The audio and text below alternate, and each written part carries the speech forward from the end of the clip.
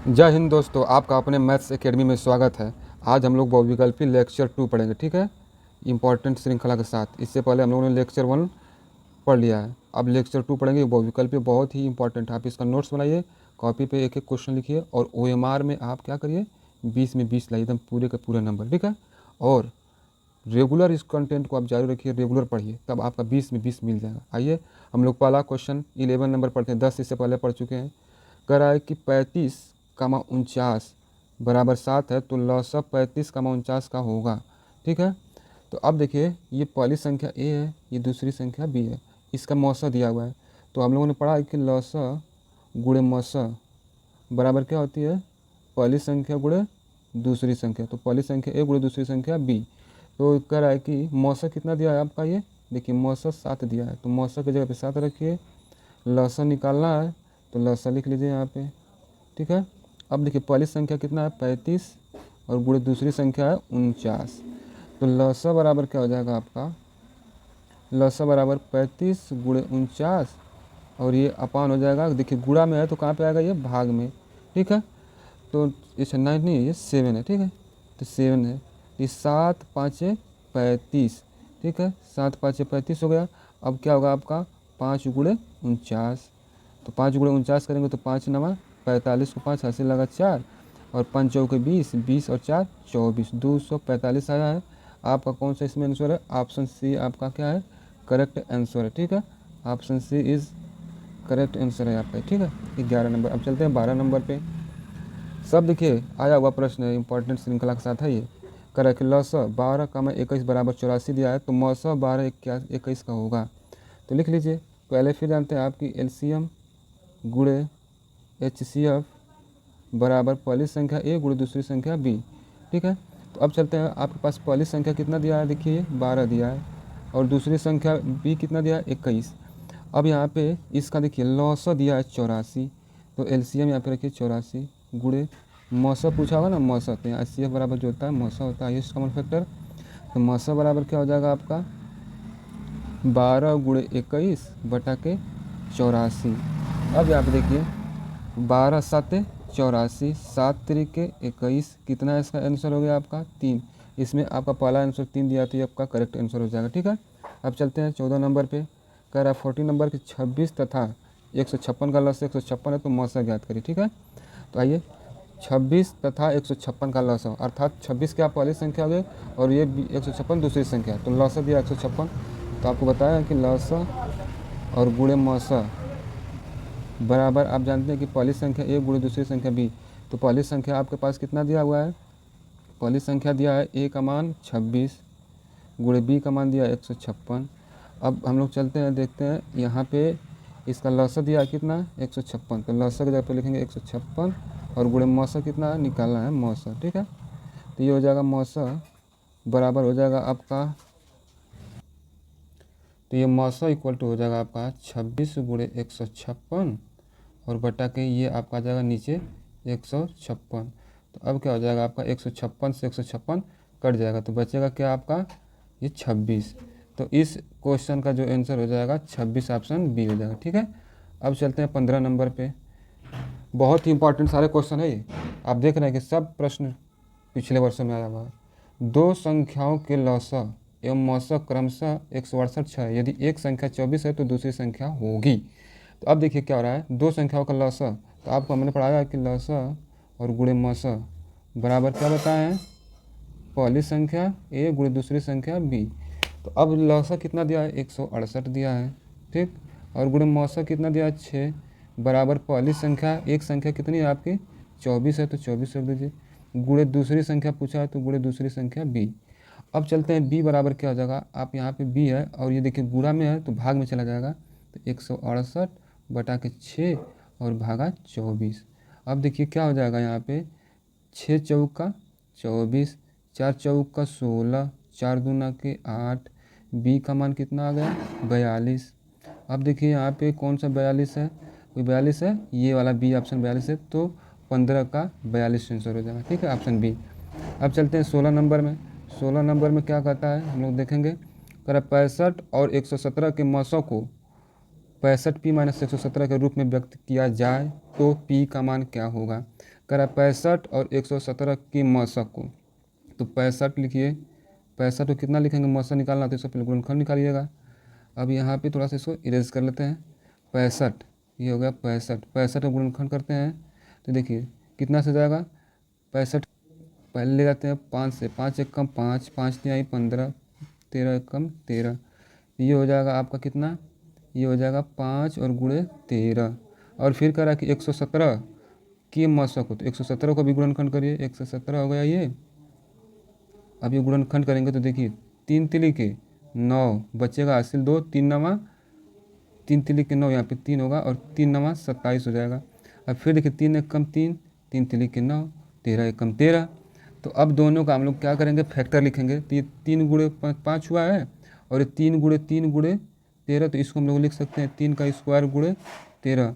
तो कह रहा है कि 65 और 117 का मौसा, तो इन दोनों का मौसा निकालेंगे, इसका और इसका। तो मौसा बराबर कितना हो जाएगा आपका, ये हो जाएगा मौसा इक्वल टू, दोनों में जो घनिष्ठ क्या है 13 है, तो 13 हो गया। ठीक, अब सवाल कर रहा है कि मौसा को इतने के रूप में व्यक्त किया जाए, 65p माइनस 117 के। तो यहाँ पे लिखेंगे 65p माइनस 117 के रूप में बराबर 13 के रूप में क्या किया जाए, लिखा जाए।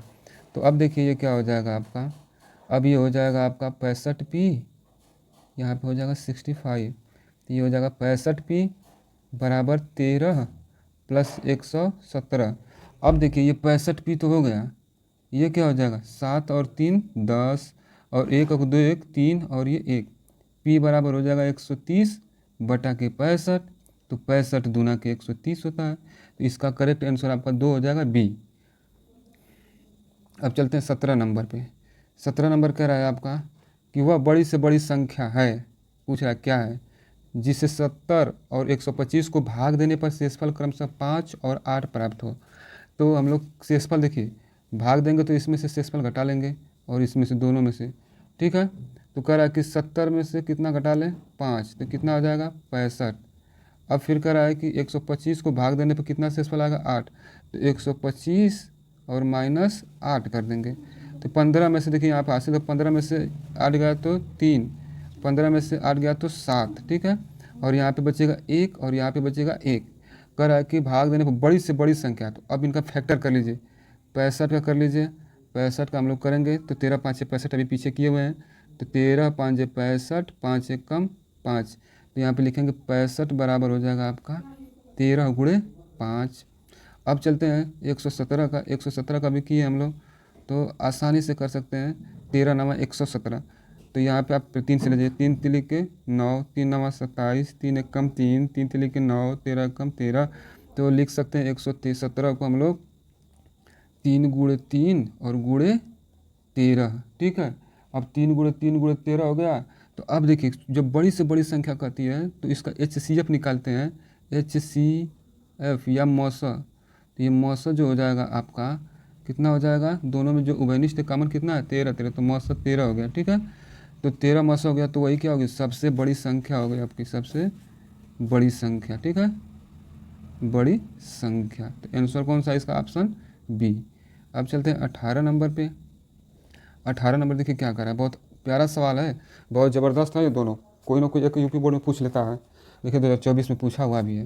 कह रहा है कि वह छोटी से छोटी संख्या जिसको 35 56 91 से विभाजित करने पर प्रत्येक दशा में शेषफल 7 हो जाए। अब देखिए यहाँ पे प्रत्येक दशा में कहा है, अगर कहता कि इसमें भाग देते तो एक शेषफल बचता है, इसमें देते तो दूसरा कुछ बचता है, इसमें तीसरा, तो छोटी बड़ी पूछता तो घटा लेते हैं। अब क्या पूछा है यहाँ पे देखिए, ये पूछा है आपसे कि 35 56 91 को विभाजित करने पर छोटी से छोटी संख्या। तो पहले छोटी से छोटी संख्या याद कर लीजिए, ये आपका 35 है, 35 को कितना से ले जाएंगे हम लोग, ले जाएंगे आपको 7 5 35, 5 एक कम 5, 35 को हम लोग लिख सकते हैं 7 गुणे 5। अब चलते हैं 56 को, तो 56 को हम लोग ले जाते हैं, तो 56 को ले जाएंगे तो देखिए 2 से एकदम छोटा लीजिए, 2 दूना के 4, 2 8 16, 2 से जाएगा 2 कम 2, 2 दूना के 4, 2 7 14, 7 कम 7। तो 56 को हम लोग लिख सकते हैं 2 गुणे 2 गुणे 2 गुणे 7, अर्थात इसको लिख सकते हैं 2 पर 3 गुणे 7। अब चलते हैं 91 को, 91 को ले लिए हैं। अब देखिए 91 को जब हम लोग ले लेंगे तो 7 से जाइए ना, 7 एक कम 7, हासिल होगा 7 तिरिक 21, 13 एक कम 13, तो ये हो जाएगा 91 को हम लोग लिखेंगे कितना 7 गुणे 13। अब क्या पूछा, छोटी से छोटी, जब छोटी से छोटी के लिए पूछेगा, छोटी से छोटी संख्या, छोटी संख्या बराबर क्या हो जाएगा, बराबर आपका देखिए छोटी से छोटी जब संख्या पूछता है तो लौसा लेते हैं, बराबर संख्या का लौसा, और लौसा लेंगे तो पहले देखिए इसमें भी 7 है, इसमें भी 7 है, इसमें भी 7 है, तो 7 को तो गुणा कर दीजिए, गुणे। अब देखिए मैक्सिमम पावर लेते हैं, मैक्सिमम घात लेते हैं, तो 2 पे कितना है 3, तो 2 पे 3 कर दीजिए गुणे। अब देखिए 13 बचा तो 13 को भी गुणा कर दीजिए। अब जब सबका आप गुणा करेंगे तो गुणा करने पे आपका आ जाएगा 3640। अब हमारे पास देखिए क्या है, प्रत्येक दशा में शेषफल 7 बच रहा है। अब जब 7 बच रहा है तो 7 को भी क्या करिए, उसमें इंक्लूड कर दीजिए, जोड़ दीजिए, तो ये हो जाएगा आपका 36 40 और प्लस 7, तो ये हो जाएगा 36 47 आपका, ये हो गया आंसर। ठीक है, अब इसमें देखिए कौन सा है 36 47, ये सी ऑप्शन करेक्ट है। ठीक है, अब चलते हैं 18 का कौन सा हो गया आपका, 18 का ऑप्शन सी। अब देखिए करा परिमेय संख्या है, परिमेय संख्या किसे कहते हैं, परिमेय संख्या उसे कहते हैं जिसको हम लोग क्या कर सकते हैं, p/q के रूप में लिख सकते हैं, अर्थात अंश और हर के रूप में। ठीक है, तो अब देखिए, और जो ये आपका क्या हुआ, परिमेय संख्या हुआ, और परिमेय संख्या कड़ी में नहीं होता है, परिमेय संख्या क्या होती है, कड़ी में नहीं होता है, परिमेय संख्या जो है वो अंडर रूट में नहीं होता है, परिमेय संख्या कड़ी में नहीं होती है, कड़ी में नहीं होती है, कड़ी में होती है जैसे में अपना, लेकिन जिसका वर्गमूल नहीं होगा वो कड़ी में होगा, जिसका वर्गमूल नहीं आएगा वो कड़ी में होगा, तो परिमेय संख्या नहीं कहलाएगी। तो पूछ रहा है परिमेय संख्या है। अब देखिए कड़ी में 2 है, तो कड़ी में 2 के लिए हम लोग लिखेंगे कड़ी में 2, तो इसको लिखेंगे कड़ी में 2 ही गुणे 1, क्या बाहर निकलेगा, नहीं निकलेगा, तो ये क्या हुआ, अपरिमेय हो गया। अब चलते हैं कड़ी में 3, कड़ी में 3, कड़ी से 3 से बाहर नहीं निकलेगा, तो ये भी क्या हो गया, अपरिमेय हो गया। अब चलते हैं आगे।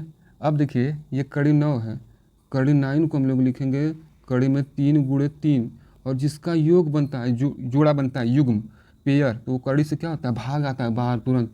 ये देखिए जोड़ा बन गया 3 का, तो एक 3 बाहर आ गया, जब 3 बाहर आ गया तो ये क्या है, एक परिमेय संख्या है। तो परिमेय संख्या कौन है, कड़ी में 7, कड़ी में 9 और कड़ी में 7। देखिए क्या होगा, कड़ी में 7 क्या कड़ी से बाहर निकलेगा, नहीं, जो बाहर नहीं निकलेगा तो क्या होगा, अपरिमेय होगा। ठीक है, आपका करेक्ट आंसर कौन सा है, ऑप्शन सी। ठीक है, ये ऑप्शन सी बहुत करेक्ट आंसर है, इसको नोट कर लीजिए। अब चलते हैं 20 नंबर पे, अपरिमेय संख्याएं जिसको हम लोग p/q के रूप में नहीं लिख सकते हैं, अंश और हर के रूप में नहीं लिखा जा सकता है, उसे हम लोग क्या कहेंगे, अपरिमेय। ठीक, और जिसका मान कड़ी से बाहर नहीं निकलेगा वो भी अपरिमेय होगा। देखिए 25 है ना, कड़ी में आपका ये क्या है 25 है 25, तो इसको लिखेंगे कड़ी में 5 गुणे 5, तो ये क्या होगा, जोड़ा बना तो 5 बाहर निकल गया कि नहीं। अब चलते हैं कड़ी में 81 है, 81 को आप क्या लिख सकते हैं, कड़ी में 9 9 81, जोड़ा बनाइए, जोड़ा बन गया, बाहर निकल गया, ये भी परिमेय हो गया, ये भी परिमेय हो गया। हमसे पूछा है अपरिमेय। अब देखिए 5/3 अंश और हर के रूप में है कि नहीं, अंश और हर के रूप में, तो ये परिमेय हो गया। अब हमसे पूछा है कि अपरिमेय कौन है, देखिए 5 और प्लस कड़ी में 2, कड़ी में 2 बाहर निकलेगा नहीं, तो ये क्या हो जाएगा आपका अपरिमेय संख्या। तो अपरिमेय संख्या कौन सा होगा, ऑप्शन डी आपका करेक्ट आंसर है, ये अपरिमेय संख्या हो जाएगा। ठीक है, अब चलते हैं परिमेय संख्या और एक अपरिमेय संख्याओं का योग होगा। तो अब आइए, परिमेय संख्या और अपरिमेय संख्याओं का योग क्या होता है आपका, हमेशा सदैव अपरिमेय संख्या होती है। ठीक है, परिमेय संख्या और अपरिमेय संख्याओं का योग सदैव क्या होता है, अपरिमेय। जैसे परिमेय ले लीजिए 5/2 और प्लस अपरिमेय ले लीजिए कड़ी में 3, तो ये क्या हो जाएगा आपका 5 प्लस कड़ी में 2, यहाँ पे गुणा हो जाएगा फैक्टर का इसका 2 का, तो ये हो जाएगा 2 कड़ी में 3/2। देखिए क्या आ गया, कड़ी सहित लेके आ गया तो क्या होगा, अपरिमेय होगा। ठीक है, आंसर कौन सा करेक्ट, डी इसका। ठीक है, अब चलते हैं आगे। कर रहा है आपका 22 नंबर, एक परिमेय संख्या और एक अपरिमेय संख्याओं का अंतर। जब योग आपका अपरिमेय है तो परिमेय संख्या का, देखिए जैसे में परिमेय संख्या 2 क्या है आपका, मान लीजिए परिमेय हो गया, समझिएगा अच्छे से। और अपरिमेय कह रहा है कि कड़ी में 3 ले लेते हैं या कड़ी में 5 ले लेते हैं, अपरिमेय। ठीक, अपरिमेय तो कह रहा है कि एक परिमेय संख्या 2 और फिर कह रहा है कि एक अपरिमेय माइनस एक अपरिमेय कड़ी में 5, इनका अंतर होगा। तो ये बताइए अंतर तो बीच नहीं रह जाएगा, तो ये कड़ी लगा है कि नहीं इसके साथ, तो अपरिमेय संख्या आया ना ये अपरिमेय, तो कहता है कि अंतर हो, योग हो या अंतर हो परिमेय और अपरिमेय का, तो क्या हो जाएगा, अपरिमेय ही संख्या होगा। तो सदैव अपरिमेय संख्या होगा ऑप्शन ए। ठीक है, नोट कर लीजिएगा। ये देखिए यूपी बोर्ड में 2024 में पूछा है। फिर देखिए जस्ट ये देखिए तमाशा, ये 25 में क्या पूछा है, अर्थात दोनों में से कोई ना कोई एक आ सकता है। उससे आप दिमाग में एकदम नोट करके रखिए, सेट कर लीजिए। अब देखिए कैसी क्वेश्चन, कितना मैंने टॉप क्वेश्चन रखे हैं यहाँ पे। देखिए 2025 में ये 2025 में पूछा है, निम्न संख्याओं में से कौन सी संख्या एक परिमेय संख्या है। परिमेय संख्या देखिए हमने यहाँ पे चेक करना है, कड़ी में 3 और बटा के कड़ी में 5 है, तो इसको लिख देंगे 3 बटा के 5 अंडर रूट। देखिए बाहर निकलेगा नहीं, तो ये कौन सी हो गया, ये अपरिमेय हो गया। ठीक है, अपरिमेय हो गया। अब कड़ी में 7 है, 2 है और कड़ी में 7 है। अब ले लेते हैं इसको भी, ये हो गया आपका कड़ी में 2 गुणे कड़ी में 7, तो ये कड़ी में 14 हो जाएगा कि नहीं, और ये 14 भी बाहर नहीं निकलेगा, तो ये भी क्या हो जाएगा आपका अपरिमेय। ठीक, अब चलते हैं, कड़ी में बाहर 12 है, तो ये कड़ी में 12 लिख लीजिए। 12 को लिखेंगे 2 गुणे 2 और गुणे 3, 2 दूना के 4, 3 12, ये 2 बाहर निकलेगा कड़ी में 3, ये क्या आपका मिल गया, ये भी क्या हो गया अपरिमेय हो गया, ये भी अपरिमेय हो गया। ठीक, परिमेय तो है नहीं, बचा तो यही आपका परिमेय हो गया। अब कैसे हो गया उसको चेक कर लेते हैं। ये देखिए क्या है आपका, ये है प्रभु आपका कड़ी में 5 प्लस कड़ी में 7, एक ब्रैकेट में, दूसरे ब्रैकेट में कड़ी में 5 माइनस कड़ी में 7। यहाँ पे देखिए क्या है, ये ए है और प्लस बी है, और ये ए है और ये माइनस बी है, अर्थात ए प्लस बी, ए माइनस बी का फार्मूला होता है ए स्क्वायर माइनस बी स्क्वायर। तो यहाँ पे इसको हम लोग क्या करते हैं, तोड़ते हैं। तो ए की जगह पे 5 है कड़ी में, तो कड़ी में 5 का वर्ग कर देंगे और माइनस कड़ी में 7 का वर्ग कर देंगे। तो ये देखिए 5 का वर्ग कड़ी में करोगे तो 5 होगा, और 7 का वर्ग कड़ी में करेंगे, कड़ी में 7 का वर्ग हो तो 7 बराबर -2। क्या गया, ये आपका परिमेय संख्या गया। तो आपका करेक्ट आंसर कौन सा हो गया, करेक्ट आंसर ऑप्शन सी हो गया, कड़ी में 5 प्लस 7 कड़ी में 5 माइनस 7। ठीक है, अब चलते हैं। देखिए 2025 में इंपॉर्टेंट क्वेश्चन है, कह रहा है कि कड़ी में 2 और 2 कड़ी में -2 का गुणनफल होगा। ये देखिए क्या है आपका एक अपरिमेय संख्या, ये भी एक अपरिमेय संख्या है। तो अभी हमने बताया है कि अपरिमेय संख्याओं